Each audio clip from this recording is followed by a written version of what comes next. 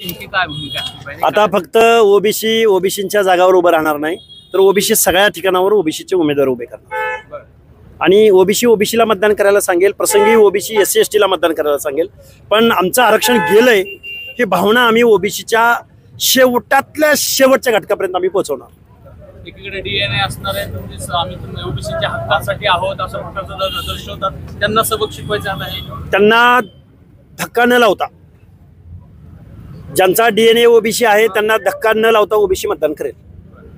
2 सप्टेंबरचा जो कायदा आहे तो तुम्ही काळा 2 सप्टेंबरचा कायदा हा काळा कायदा म्हणून आम्ही डिक्लेअर केलेला आहे, त्याला फाडलेला आहे, त्याचं दहन केलेलं आहे आणि ओबीसींना आम्ही त्या JRच्या त्या गव्हर्नमेंट रिझोल्युशनच्या विरोधामध्ये जागं करतो आहोत की त्या गव्हर्नमेंट रिझोल्युशनद्वारे या महाराष्ट्रामधल्या ओबीसींचे हक्क, अधिकार आणि आरक्षण पंचायत राजमधलं संपलेलं आहे. एकीकडे जरांगे म्हणतात की ओबीसी म्हणजे मराठा समाजाला विरोध करणाऱ्यांना पाडलं पाहिजे अशी भूमिका आहे. जरांगेला पाठिंबा देणाऱ्या माणसांना आम्ही पाडणार. जरांगे 10% भाषा बोलतोय, आम्ही 50-60% भाषा बोलतोय. त्यामुळे कोण कुणाला पाडल, कारण इथं हेड काउंटला आणि इथं लोकसंख्येला मतदानाच्या पेटीमधनं बॅलेटला किंमत आहे. त्यामुळे इथल्या आमदारांनी, खासदारांनी, जरांगेला पाठिंबा देणाऱ्यांनी हे ध्यानात ठेवावं की ओबीसींच्या मताचा अधिकार अजून शाबूत आहे.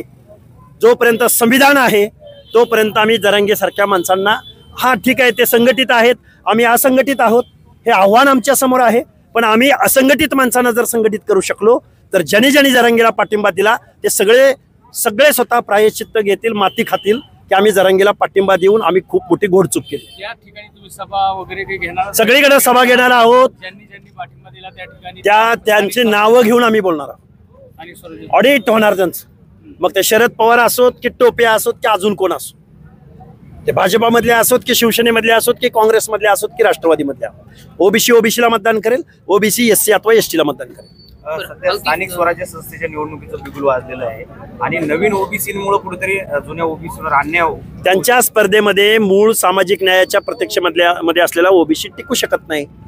अरे राज्यकर्त्या, आमदाराच्या, खासदाराच्या चेल्याच्या विरोधामध्ये गावातला सुतार, लोहार, कुंभार, परीट, बेरड, बेडर, रामोशी, मेंढपाळ, वंजारा, बंजारी हे कसे टिकतील आणि तिकीट तरी कोण देतील? आणि भले तिकीट जरी दिले, मूळ ओबीसीला आम्ही तिकीट देतोय, पण त्याचा पराभूत करण्याचा प्लॅन इथले लोक करतील आणि ओबीसींचं प्रतिनिधित्व पंचायत राजमधनं आज संपलेलं असेल आणि उद्या विधानसभा लोकसभेमधलं पूर्णतः संपलेलं असेल. अगदी 2-3 दिवसापूर्वी जरांगे पाटलाला एकच सांगणं आहे, 94चा JR तू जर रद्द करायला गेला तर त्याचा परिणाम देशभरामधल्या ओबीसीवर होतो आणि देशभरामध्ये मग जरांगेची जात 2% जास्त लोकसंख्या त्यांची नाही. देशभरातला ओबीसी जर एकदा पेटून उठला तर जरांगे नावाचं फाळकूट दादा गाव गल्लीतला त्याचं काय होईल याची कल्पना तुम्ही करा. धनंजय मुंडे यांनी इशारा दिलाय की आम्हाला 2%तून बाहेर काढण्याची भाषा करण्याला आम्ही म्हणजे टक्क्यात सुद्धा ठेवणार नाही असं. टक्क्यात सोडा हो, काय विषय काय आहे की जे 94च्या मंडल आयोगाच्या JRला जो चॅलेंज करायचं म्हणतोय त्या जरांगेची देशभराच्या लोकसंख्येमध्ये किती संख्या आहे? पण एक होईल नक्की, जरांगे आमचं आरक्षण काढून घेतील किंवा आमच्या आरक्षणात त्यांनी धुडगूस घातलाय, पण आम्ही मात्र आमदारकीचं आणि खासदारकीचं सगळं आरक्षण म्हणजे सगळे जागा आम्ही पाडू आणि ओबीसीच्या माणसांना निवडून द्यायचा प्रयत्न इथून पुढच्या कालावधीमध्ये आम्ही निश्चित करू. पण ते म्हणतात की आरक्षण आरोप केला की अजितदादांचे दारूचे कारखाने किती, अजितदादांचे आहेत, विखे पाटलांचे आहेत, हर्षवर्धन पाटलांचे आहेत, पवारांचे आहेत, किती लोकांचे सांगू, ज्यांना रिपीट अगेन अँड अगेन आमदार खासदार मंत्री, आमदार खासदार मंत्री, महसूल मंत्री, गृहमंत्री, कृषी मंत्री केलं. त्या माणसांनी दारूचे कारखाने चालवले. समतेचं तत्व महाराष्ट्राचं, फुले शाहू आंबेडकरांचा सामाजिक न्याय या कारखानदारांच्या वायनरीमध्ये त्याचं गाळप करून टाकलं या लोकांनी आमच्या हक्क अधिकारांचं. आम्हा एका माणसानं जर सामाजिक न्यायाची भाषा बोलली तर त्याला कारखान्याच्या धुराड्यामध्ये घालण्याचं काम इथल्या कारखानदारांनी केलंय. कुठला सामाजिक न्याय, कुठलं आरक्षण, कुठला विजयंती, कुठलं पाल, उचल पाल पुढच्या गावाला चाल, कुठल्या भटक्याला घर तर मिळालंय का? त्यामुळं ही तात्विक लढाई, ही खूप मोठी क्रांतीची लढाई. कारखानदारांच्या दरोडेखोरांच्या टोळीला आम्ही इथून पुढच्या कालावधीमध्ये धडा शिकवू. हे खूप मोठ्या धैर्यानं आणि खूप मोठ्या धाडसानं मी महाराष्ट्रासमोर बोलतोय. वंजारी समाजाला दिलेलं 2% आरक्षण रद्द करा असं काही दिवसापूर्वी जरांगे पाटलांनी जरांगे काही बोलतील, कधी येवलावाल्याच्या विरुद्ध बोलतील, कधी धनगर बांधवांच्या विरुद्ध बोलतील, कधी कुणाच्या बद्दल बोलतील, आम्हाला फरक पडत नाही. आम्ही मंडल आयोगाच्या समर्थनार्थ, आरक्षणाच्या समर्थनार्थ, आरक्षण वाचवण्यासाठी रस्त्यावरचा खूप मोठा लढा या महाराष्ट्रात उभा करू. 17 तारखेला बीडमध्ये ओबीसीचा मेळावा होतोय आणि त्याला आतापासूनच विरोध होताना पाहायला मिळतो. कोण विरोध करतोय? मराठा समाजाचे. देशात लोकशाही आहे का हुकुमशाही आहे? अजून कुठला माईचा लाल? या देशामध्ये लोकशाही ज्या दिवसापासून आम्ही स्वीकारली तेव्हापासून इथल्या व्यवस्थेला चॅलेंज करणारा एकही माईचा लाल अजून पैदा झालेला नाही.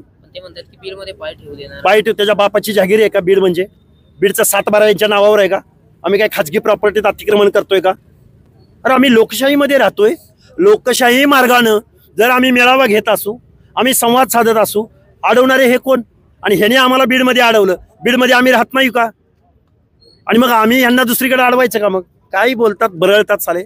अगदी 2-3 दिवसाखाली जरांगे पाटलाची भेट घेतली विखे पाटलांनी आणि त्यावेळेस विखे पाटील असं म्हणाले की भुजबळांनी आता GRचा विरोध करणं सोडून द्यावा. नाही, विखेंची भाषा शिकायला, जरांगेंची भाषा शिकायला विखे पाटील आले होते.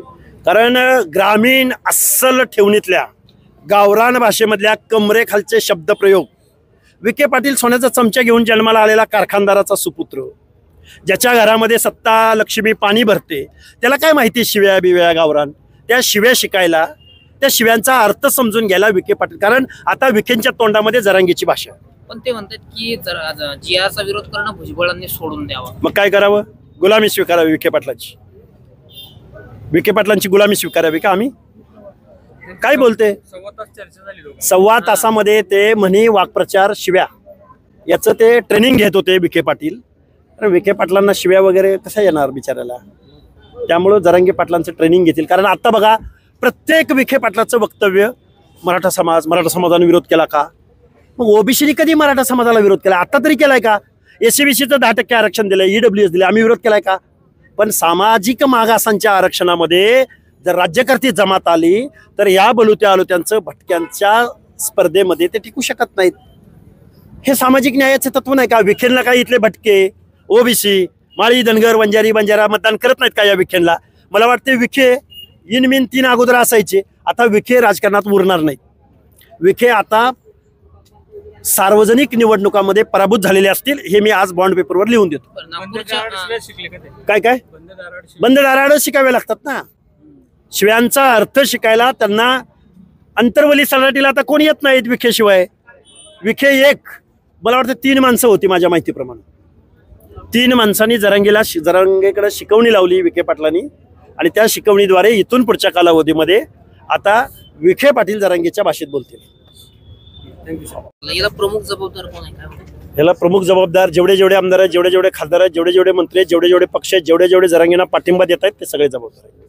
ओबीसीच्या बाजूने कोणीही नाही. अगदी न्याय व्यवस्था सुद्धा आमच्याकडं सवतीचं लेकरू म्हणून बघते की काय, अशी आम्हाला दाट शक्यता वाटायला लागली. कारण येऊ घातलेल्या महिन्यात 1.5 महिन्यात पंचायत राजच्या निवडणूक आहेत, direct effect on OBC social justice. पण त्याच्याकडे सुद्धा आमची न्याय व्यवस्था सुद्धा त्याच्याकडं दुजाभाव करायला लागले. कारण आमचं हिअरिंगच होत नाही, फेटाळूनच लावलं जातंय. मग महाराष्ट्र शासनाला ॲफिडेव्हिट द्या म्हणतंय, द्यावं ना ॲफिडेव्हिट महाराष्ट्र शासनानं. त्यामुळे न्याय व्यवस्था सुद्धा आम्हाला सवतीच्या लेकराप्रमाणे बघायला लागली की अशी आम्हाला शंका यायला लागली. सन्माननीय न्याय व्यवस्थेचा आदर राखून